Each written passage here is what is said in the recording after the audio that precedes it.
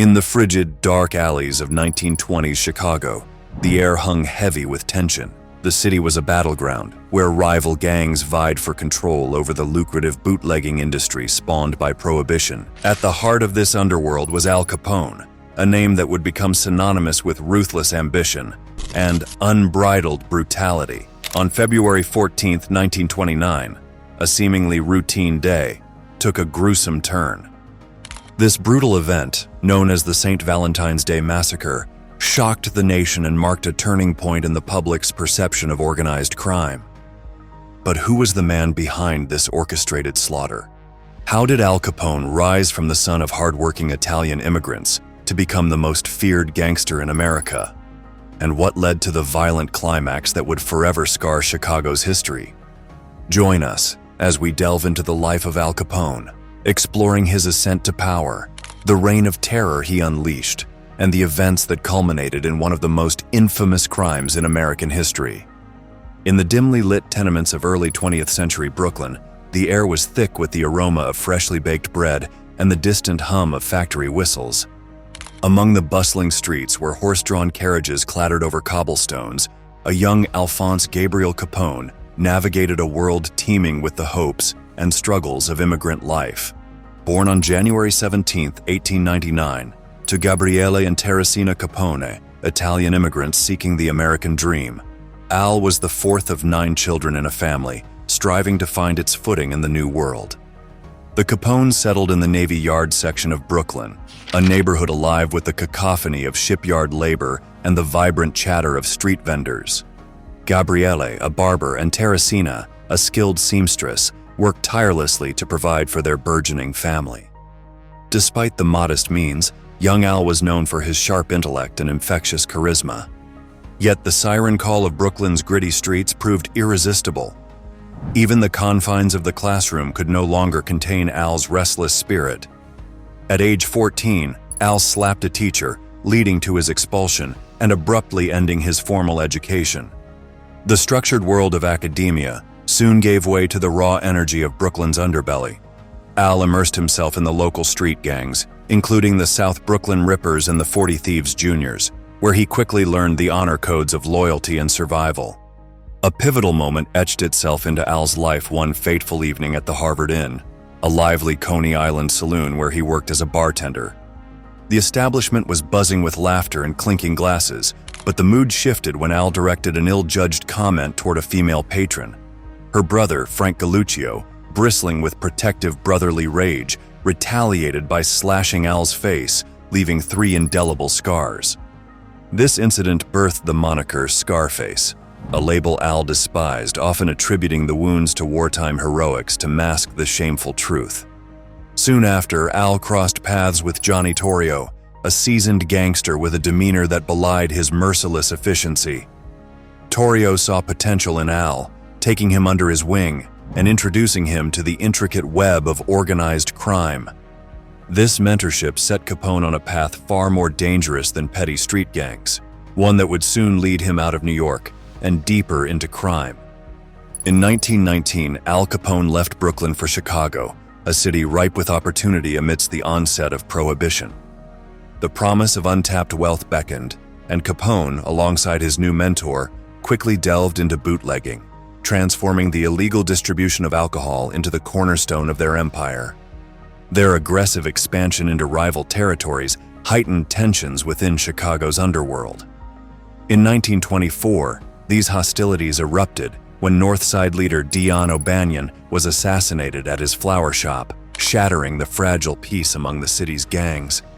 Retaliation came swiftly. In early 1925, Johnny Torrio was ambushed and severely wounded by North Side gunmen. Barely surviving the attack, Torrio chose to retire, passing the mantle to his protege, Al Capone.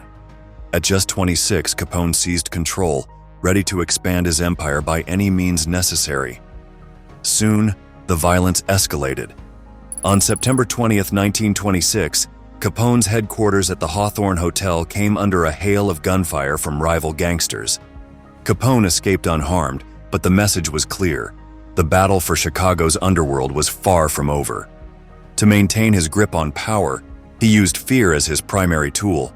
Rival gangs were systematically eliminated, businesses that defied his rule were reduced to ashes, and informants were met swift, vicious ends. The city became a chessboard, with Capone orchestrating moves that kept him 2 steps ahead of both authorities and adversaries. In the 1928 Pineapple primary, Capone even backed local corrupt politicians, using his enforcers to intimidate, assault, and even bomb opponents, ensuring his allies remained in power. The crescendo of this violence culminated on February 14, 1929, a date that would be etched in infamy as the St. Valentine's Day Massacre. Assailants disguising themselves as police officers infiltrated a garage at 2122 North Clark Street, a known stronghold of George "Bugs" Moran's North Side gang. Believing it to be a routine raid, 7 of Moran's men complied, only to be lined up against the cold brick wall and mercilessly gunned down with Thompson submachine guns. The massacre sent shockwaves through Chicago and the nation. While Capone was in Florida at the time and never officially linked to the crime, the public's perception shifted. The once tolerated kingpin now faced mounting outrage.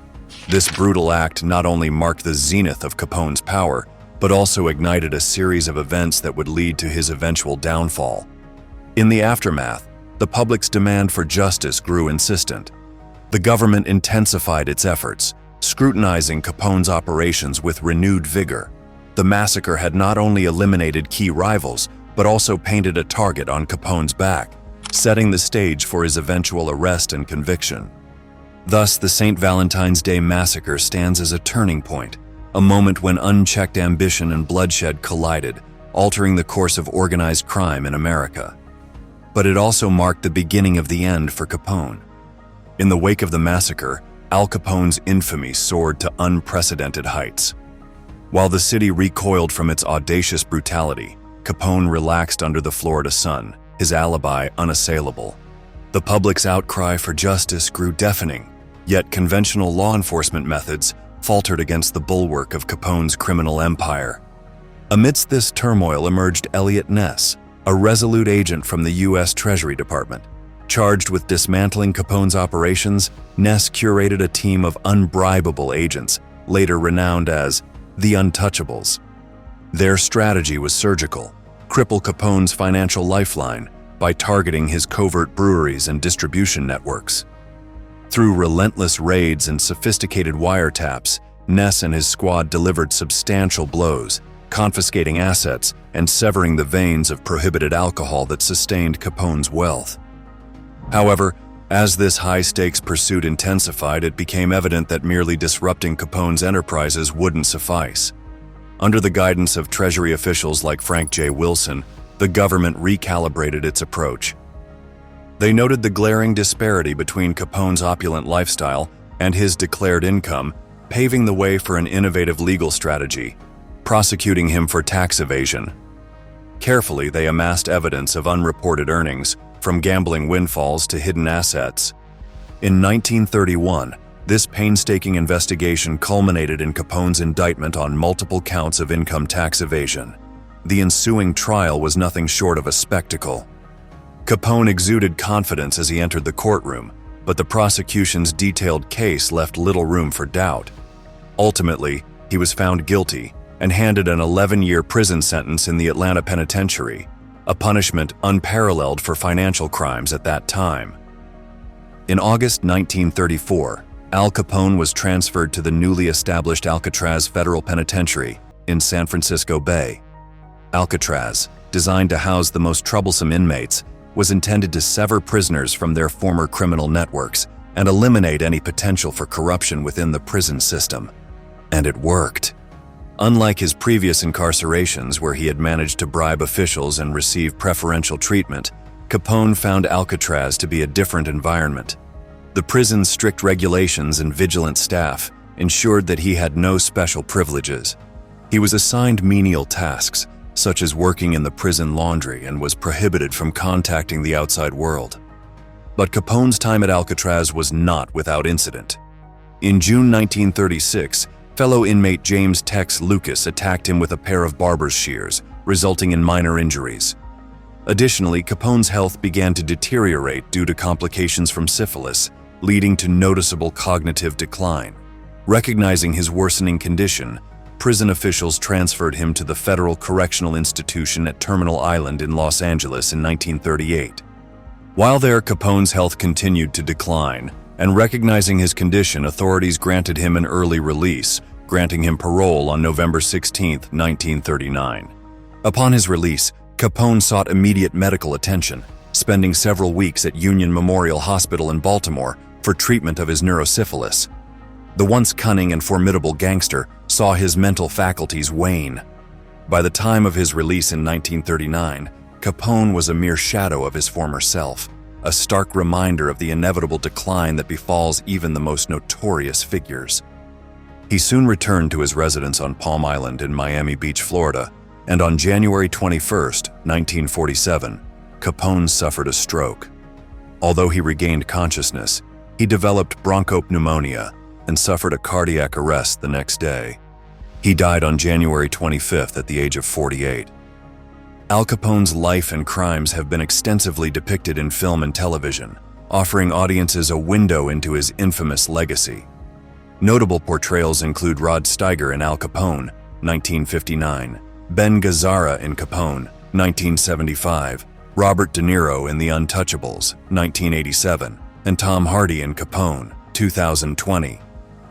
Al Capone wasn't just a gangster. He was a force of nature, ruthless, ambitious, and willing to do whatever it took to build his empire.